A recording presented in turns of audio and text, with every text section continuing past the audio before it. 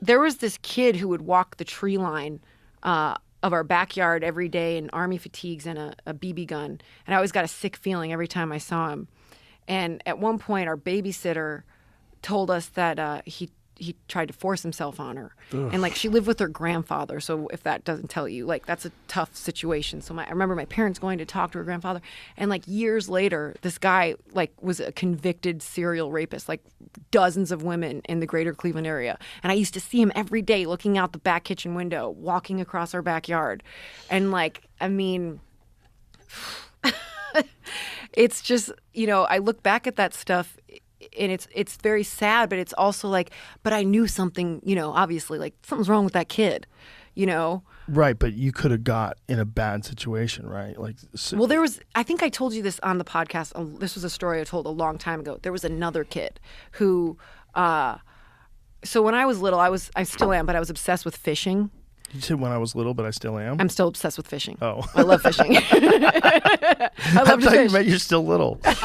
So I was playing in the backyard by myself. Specifically, I was trying to make a seesaw, but I was by myself, so you really need two for that. The whole, right. Like you need someone on the other end.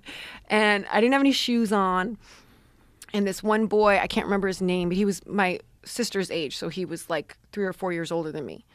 So he was like a boy, like, you know, adolescent. I think I was like 9. And he came out of the woods and he said, "Suzanne, there's a largemouth bass in the creek. You gotta come see it." And I was like, holy shit, let me get my shoes. And I mean, I was so excited. Like nothing would have stopped me from going to see a largemouth bass in the creek. And I ran up to my room and I put my shoes on, and I don't think my parents were home. I think my sisters were there. And as I started to run out the door, like there was something in me that like I got clotheslined and just was gripped with terror.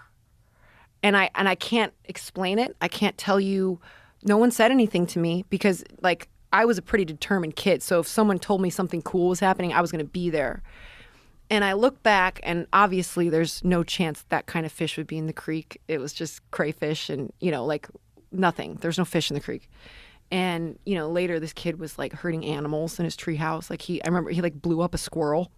And I really think that that was a powerful moment in my life where it could have gone another way. Because I do believe that the boy would have hurt me.